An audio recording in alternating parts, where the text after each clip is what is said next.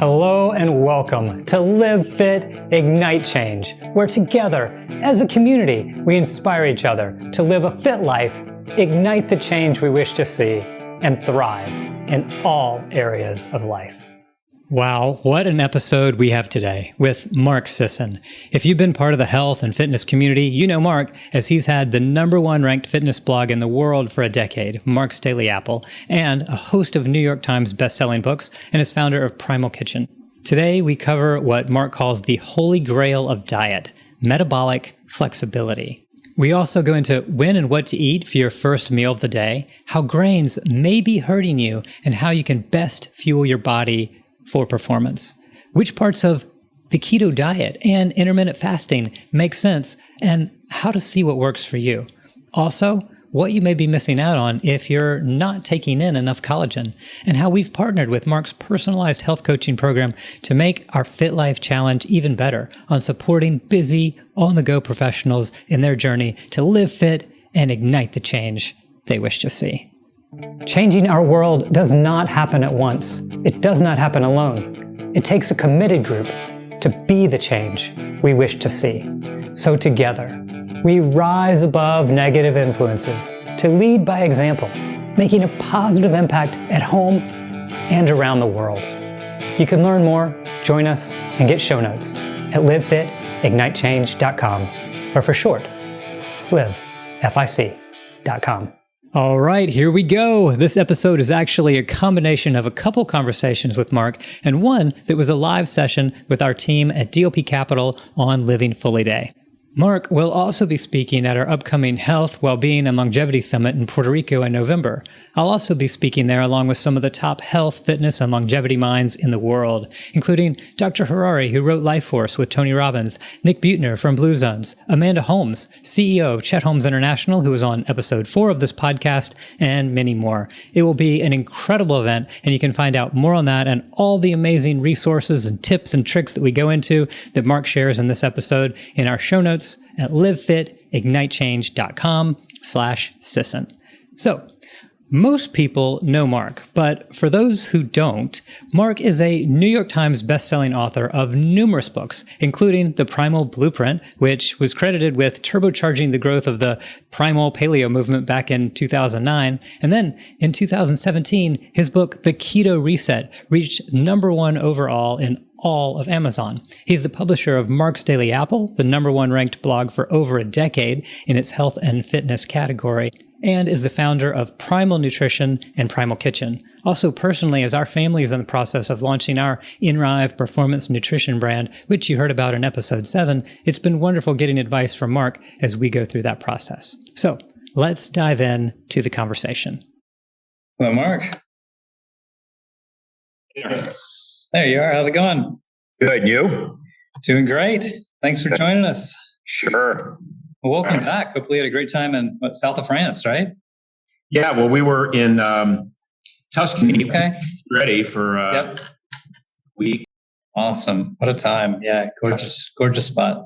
Yep. Now back in Miami. You're close to us. Just coming back from the beach. Yeah. It's a nice day.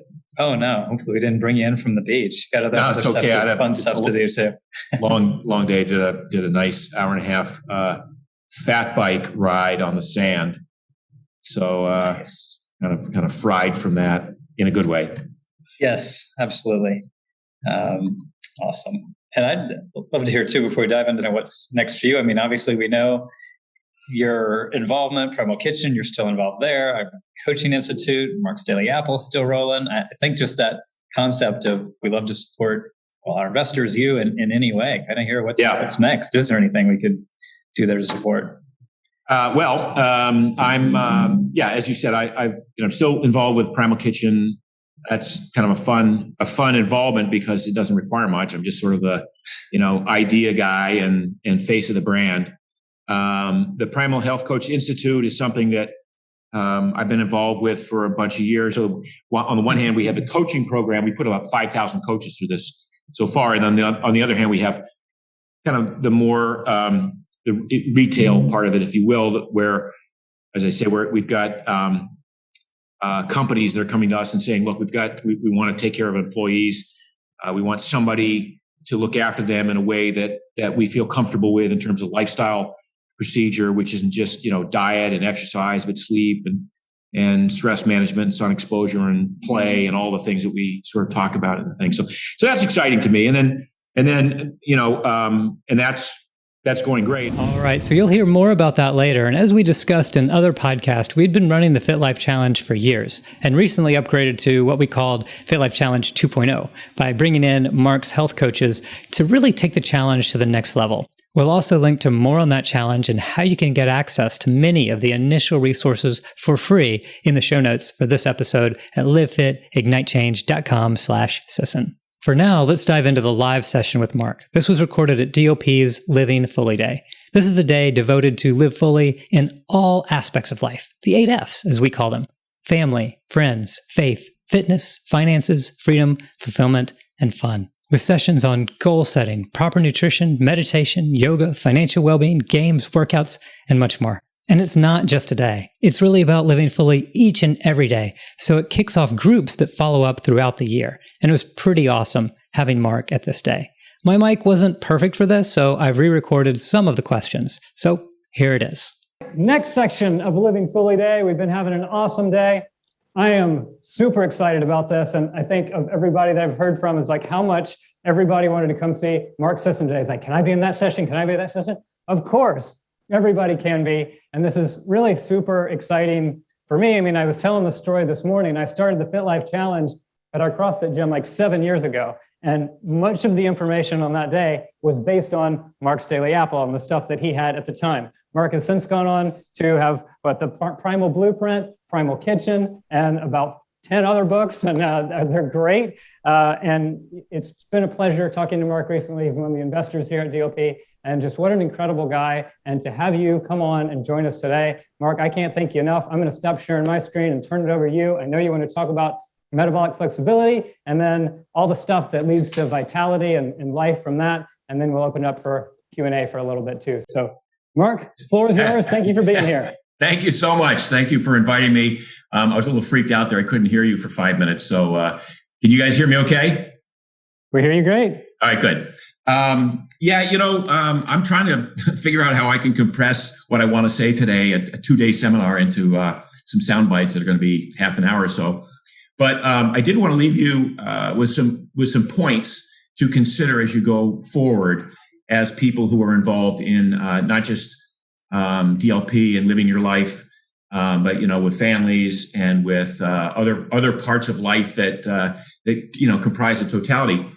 So I'm going to talk about nutrition. I could talk a lot about sleep and sun exposure and play and working out and all this other stuff, but at the essence of everything I do, I talk about nutrition because I think the foundation is so critical to get a strong foundation for nutrition.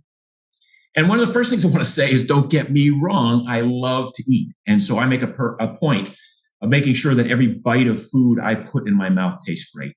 I think eating is one of the great pleasures of life. I do not want to deprive myself or anyone that I talk about food with this immense pleasure.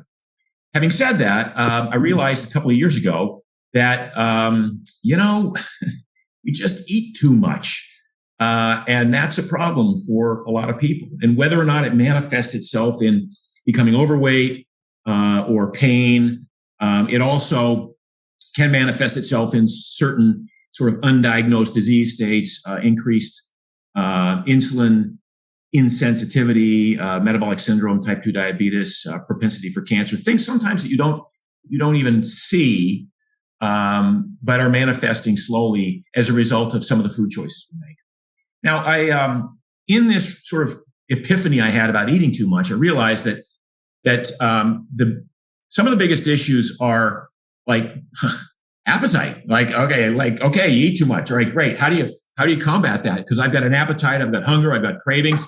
What do I do that's going to kind of create the greatest strategy for me to optimize my life in the context of wanting more energy, wanting to maintain muscle mass, wanting to never get sick, and wanting, most importantly, to not be hungry all the time.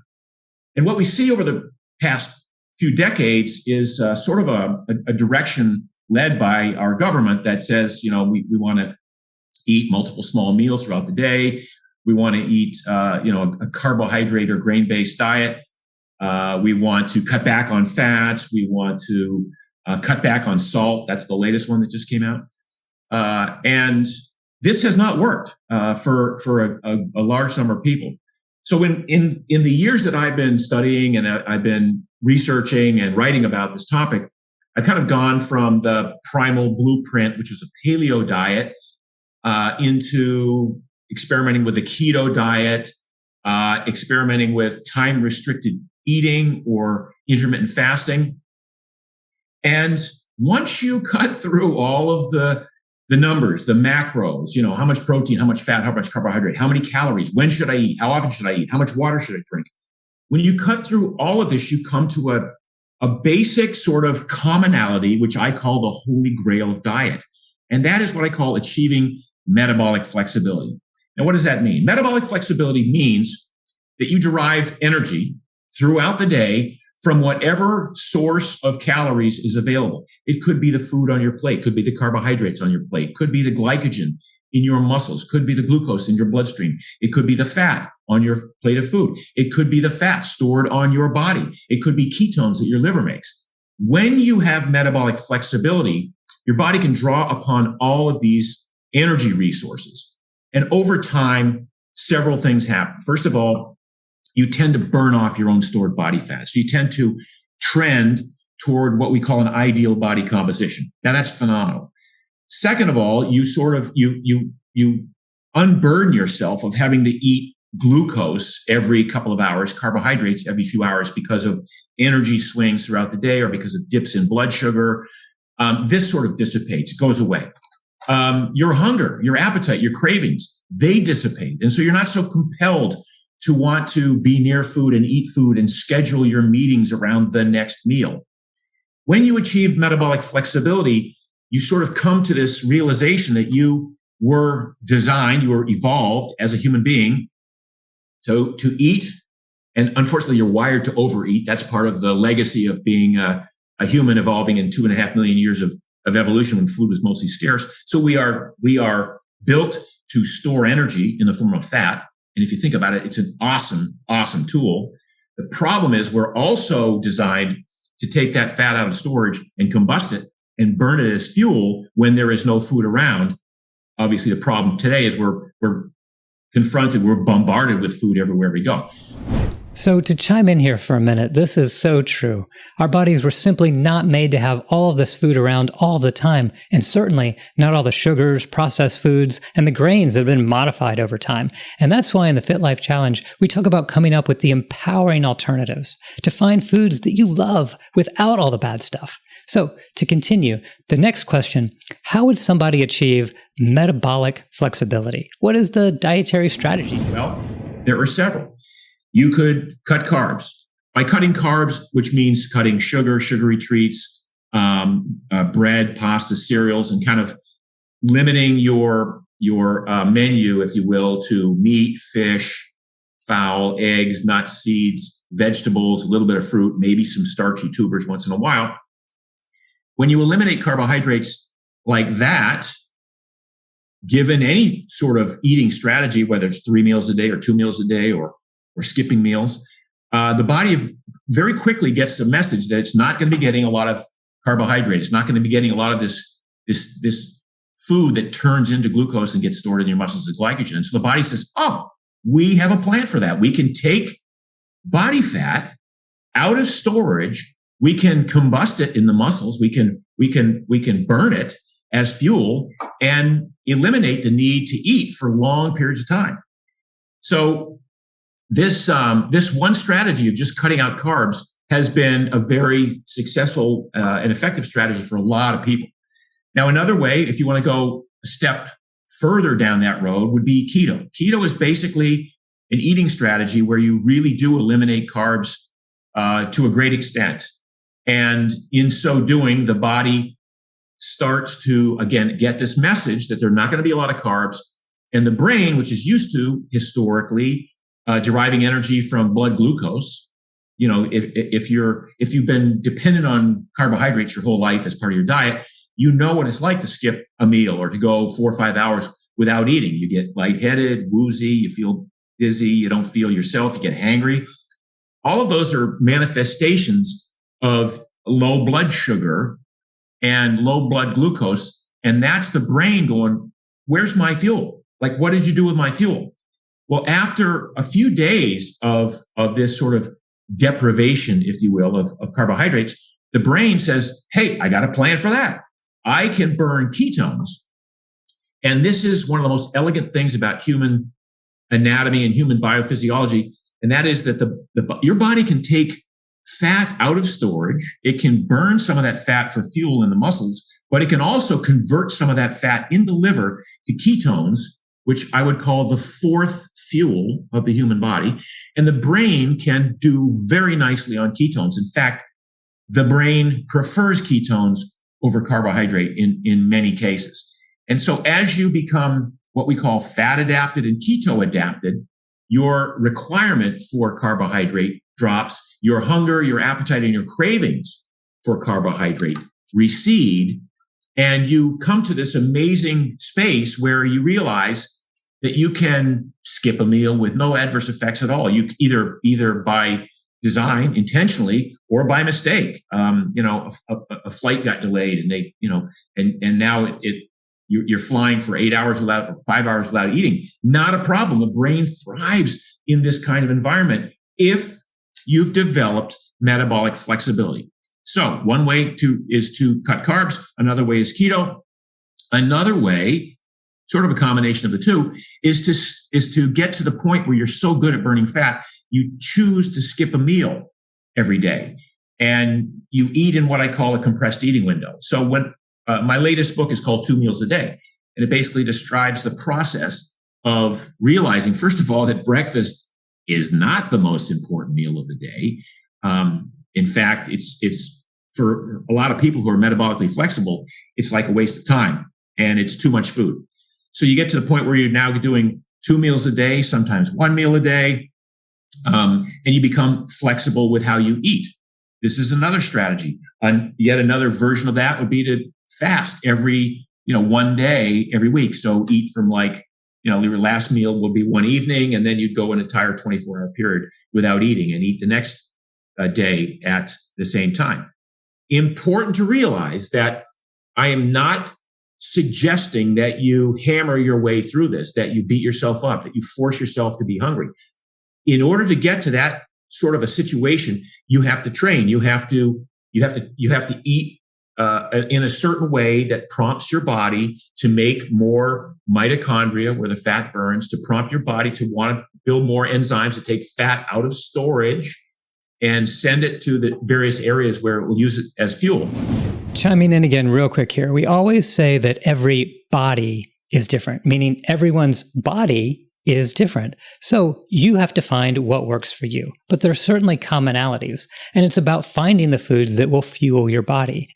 Regarding breakfast, people often ask me when they should eat their first meal of the day. But really the question shouldn't be when, because again, that's finding what works for you. What is important is the what.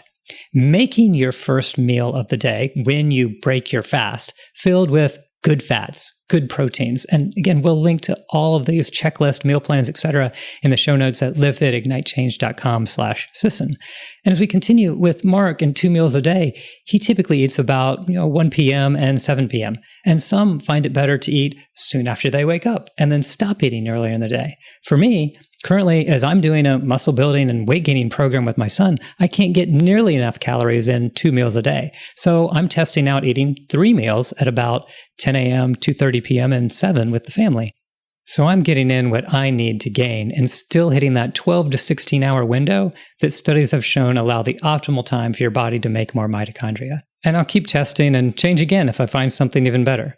So to continue, the next question is it easy to hit metabolic flexibility? Can you just turn this on and then have it work for you from day one? So it's not as if you can just magically turn these buttons on. You have to do the work, which involves, again, a decrease in carbohydrate intake, maybe skipping some meals once in a while. But there are kind and gentle ways of doing this. This does not have to be like an all-out grind and a suffer fest for a week to get there. Once you achieve metabolic flexibility, now there are a lot of benefits that come with this. Again, one is this whole thing about having energy all the time. And it's a steady state of energy. It doesn't dip and swing and do all these wide gyrations throughout the day. You trend, again, toward an ideal body composition. So you tend to burn off most of your stored body fat. And for people who are very overweight, that's one of the more impressive sort of results that we get from this. You tend to reduce your risk for heart disease and cancer because your fasting insulin drops, and fasting insulin is a blood marker that would indicate, a higher level would indicate increased risk for metabolic syndrome, type 2 diabetes, cancer, heart disease, things like that. So all of your disease risk factors drop. Your immune system gets stronger. I've seen this throughout COVID, where people who have a good eating habit and have metabolic flexibility are resilient to COVID, like very resilient to COVID. I had it myself. I got it over Thanksgiving last year. It was like a mild summer cold. I don't want to belittle anybody's experience with COVID, because it was horrible for a lot of people. But I would suggest that if you have good metabolic flexibility, that you're much more resilient in that sort of a circumstance. You maintain muscle mass. As we get older, we need to keep our muscle mass.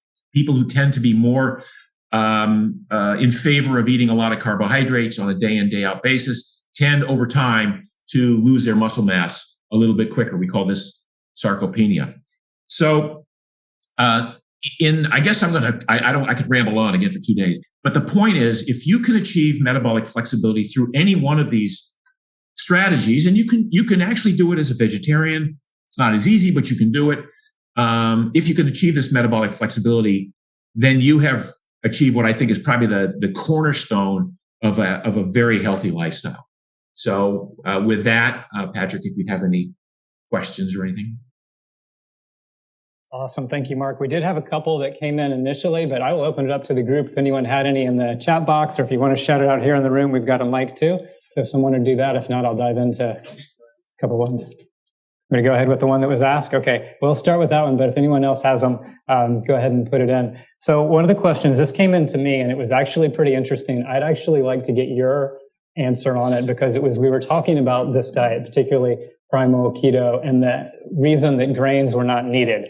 And, the initial reply is, oh man, I need my pasta. I need my breads. I work out so much. And, of course I had my own answer I was about to dive into, but I'd just love to hear your perspective too on that, and where you really do get the fuel from. Sure. So somebody who says they work out a lot are probably still attached to this old carb loading theory, which is your muscles. When you work out hard, you burn a lot of carbohydrates, you deplete your glycogen. When you deplete your glycogen, you hit the wall. And so nobody wants to hit the wall. Look, I was a top endurance athlete most of my life. And I was a sugar burner, as we say. And I was carb loading every day, 1,000 grams of carbs a day, every day. Because when you do endurance training, you sort of like, okay, I burned all those carbs up today, but I'm going to go do it again tomorrow. So I have to refill those stores. Well, if you switch it around and you go, wait a minute, I want to be a good fat burner. First of all, I don't want to be carrying around any extra body fat. And second of all, I want to be able to go longer periods of time without depleting my glycogen. So the more I can run at a 6.5 minute mile burning fat versus depleting my glycogen, the better an athlete I'm going to be, and the more competitive I'm going to be. I mean, the number of times I've gone to the starting line of major marathons and seen how many marathoners there are in this race who are overweight, who are 10, 15, 25 pounds overweight, despite the fact that they run 35, 40, 50 miles a week. Something's going on there. And what's going on is they're very good at burning sugar, which they replace every night, but they're not very good at burning fat. So the idea that you would need to load up on carbs to be athletic is actually, I think, counterproductive to being a strong athlete. One of the record holder for most endurance runs these days is a completely keto guy. He will do a 100-mile race, set a record, and not eat anything during the race. Trains on keto, trains low carb. He might have some carbohydrates the night before an event just to top off his glycogen stores. But the cool thing is he can do that. And then because he's so good at burning fat, he mostly burns fat, but now he has enough glycogen because he's metabolically flexible. He can use both equally efficiently. One other thing about grains, my life changed when I cut grains out of my life. And I was 47 years old when I finally discovered that grains were the reason for my irritable bowel syndrome, for my acne, for my GERD, for my arthritis in my feet, which was the main reason I had to quit running. All of these afflictions went away when I cut out grains because I'm not celiac, but I have a very strong aversion to gluten. And it occurred to me that if I was there defending my right to eat grains for those 47 years, in the face of all the evidence that I'd read and all the research, how many tens of millions of people must be negatively impacted by the grains that they're eating without even really making the connection? So I think the whole grain thing has been, there's a lot of politics behind the U.S. Department of Agriculture recommending 6 to 11 servings of grains each day. But this is changing. And I think we're getting, I think that even our government, which is like always 25 years behind the curve, is coming more and more to realize that healthy fats, good sources of protein, fruits and vegetables, those should be the main parts of your diet, not grains, not beige glop that you got to put something on for it to taste good. One other thing that I want to add about this, the question also I think involved because I like to work out, I want to eat my pasta and I work out to be able to do that. Well, some people work out so they can eat more food, and I find that to be fascinating. Like why would you do that? Why would you put yourself through that sort of a extra 45 minutes a day of working out just so you can have a few bites more of something you probably shouldn't eat in the first place? It's always been bizarre to me. So the thought experiment I came up with a few years ago was most people, I think, operate under the rule of, okay, for myself, I'm going to see how much I can eat and not gain weight. What can I get away with? How much of this meal can I eat and not feel like a slob or a glutton? How much of this dessert can I eat and not feel guilty? How much? And it always kind of comes down to, where's the edge for this? Well, what if you pulled it back the other way and you said, what's the least amount of food I could eat at this meal and maintain muscle mass and maintain energy and not get sick, and most importantly, not be hungry? And if you can get to that point where you realize that every bite of food, and again, I want all my food to be fabulous. I want it to taste great. I want to enjoy it. If somebody says, here's a kale salad with some lemonade or some lemon juice on it, I'm like, nope, you keep that. It might be good, but I'm not choking that down. I want every bite of food I eat to taste good. But I also know when to stop. I know when enough is like, all right, the first bite of cheesecake, that was a 10. Second bite of cheesecake, that was an 8. By the time you get to the fourth or fifth bite of cheesecake, now you're just having a contest with yourself to see, how much or little you could get away with eating, but you're not really enjoying it that much. So there's a certain amount of intuitive appreciation for the type of food that you are eating that, you develop also as a result of this metabolic flexibility. You really appreciate every bite of food even more. Yes. That was awesome. Thank you so much. And the next question comes from Megan. Her question is about the keto diet. She asked, is that something that is sustainable and has longevity? Because when I think of keto diets, I think of a lot of protein, red meat, and a lot of fat. And I have a lot of heart disease in my family, so I kind of try to avoid those kind of things. So I'm just wondering, what is the longevity to a diet like that, and is it sustainable? Well, there's a lot to unpack there. First of all, as we get further and further down the research, we realize that meat and fat are not the proximate cause of heart disease. It's inflammation and oxidation. And a lot of this inflammation comes from other types of foods that we eat, sugars and polyunsaturated fatty acids from seed oils, for instance. That's a huge one.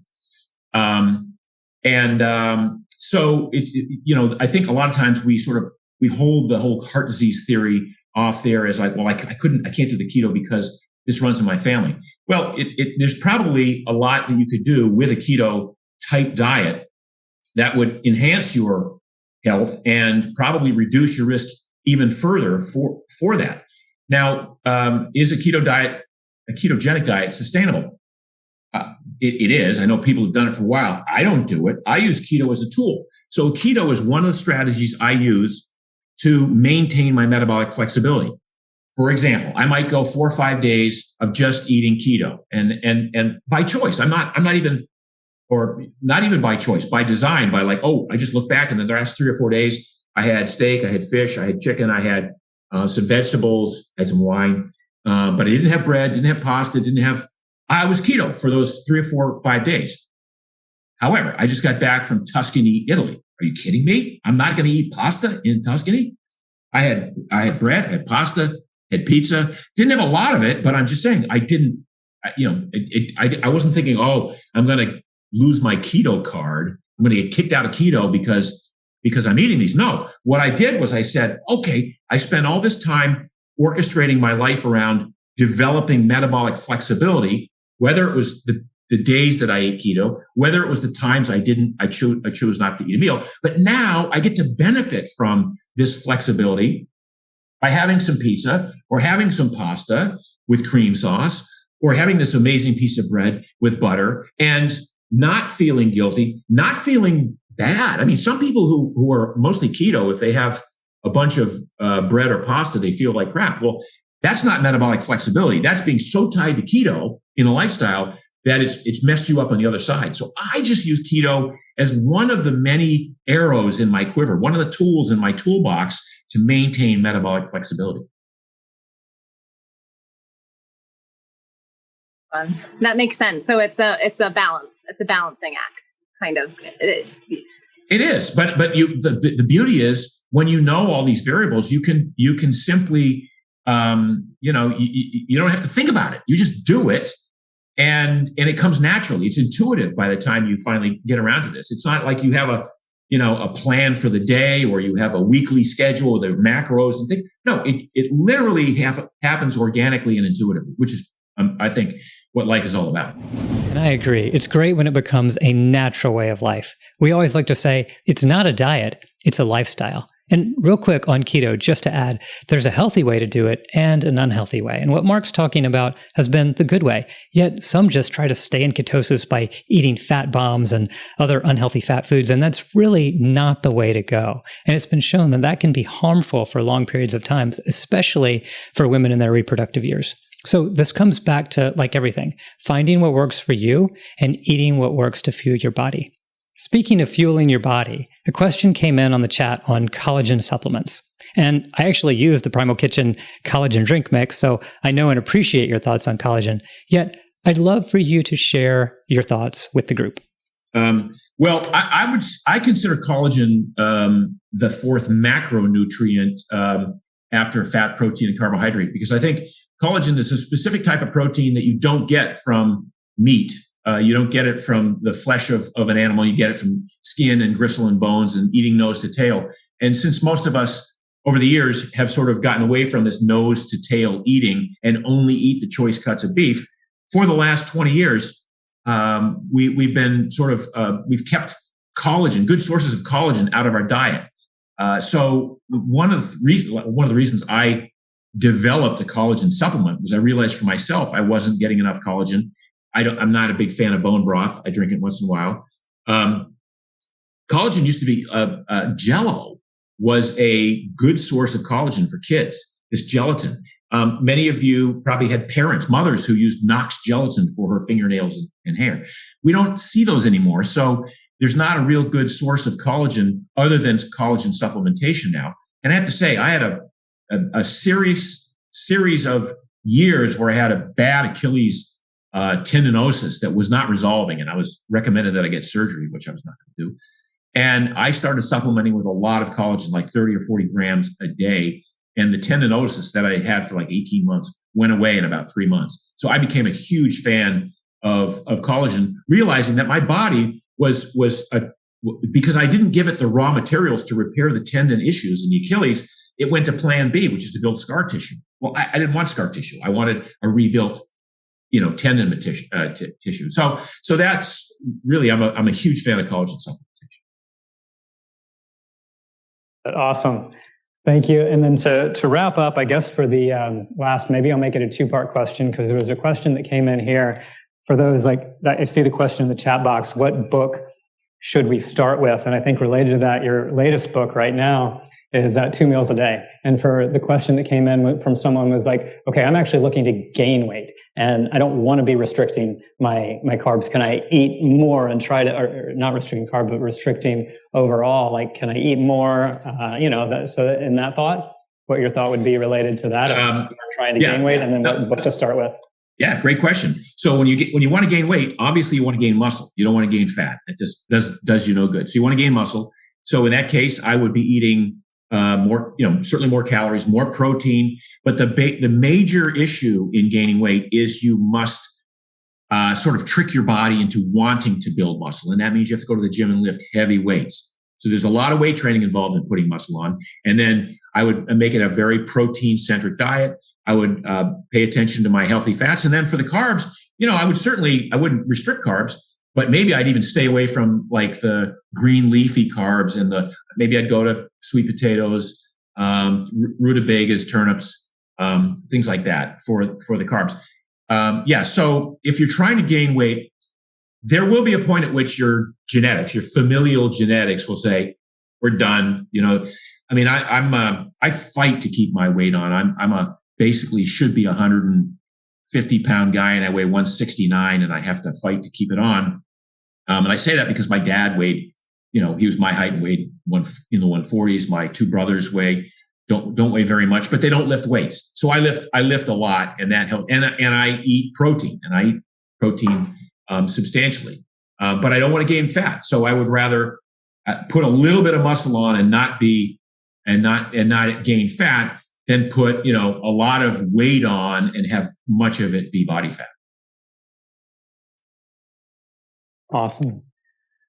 Well said. Well, I can't thank you enough. What a pleasure. This was incredible. I think I could talk all day on this and keep asking questions. I'm sure this room could too. But what a pleasure having you on here. And I think I will say at least a lot of the stuff, your philosophies, people ask some more questions in the chat box, some specific meal plans.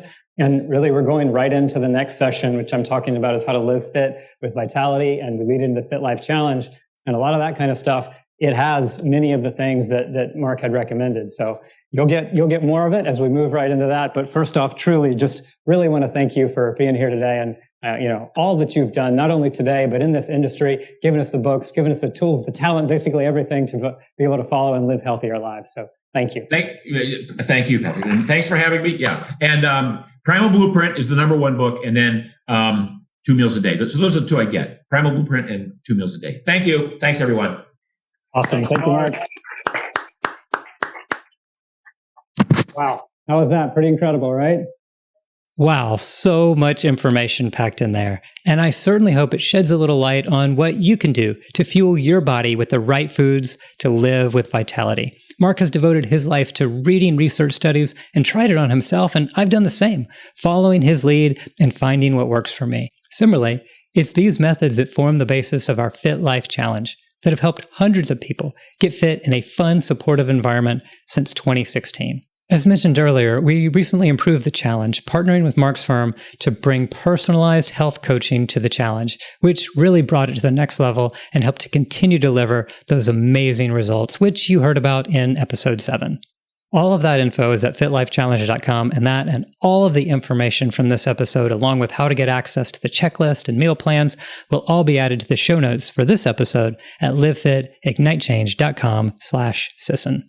Again, I hope all of this has served you, and if you'd like an exact plan to follow and/or a supportive group to help you through the process or your journey, we would love to assist you. If you resonated with this and would like to live fit and ignite change in your life, you can get started for free at livefitignitechange.com/start, where you can join our community of high performers and get access to our Kickstart resources for free. You can choose if you'd like to start on the path to getting in the best shape of your life and/or ignite the change you'd wish to see by casting a vision and taking the steps to get there. You can get plugged in at livefitignitechange.com/start, or for short, livefic.com/start. Also, my family and I, we're igniting the change that we wish to see in the world by helping others live fit. We were sick of all the processed, sugar-loaded foods and drinks marketed to us, especially to our youth. So we're developing a line of truly delicious, grain-free, sugar-free products that children and adults love as part of our InRive Performance Nutrition brand. Learn more and join the InRive Insiders for free to be the first to hear about samples, launch parties, and specials at inrive.com. That's INRIVE.com. Thank you so much for tuning in, and please be sure to like, share, rate, and review this show. This is what's needed to help reach more and serve more, so together we truly can ignite the change that we wish to see. Thank you so much for your help in making it happen, and I hope you make it an outstanding day and go forth to light, love, and serve the world and live the life you've always imagined.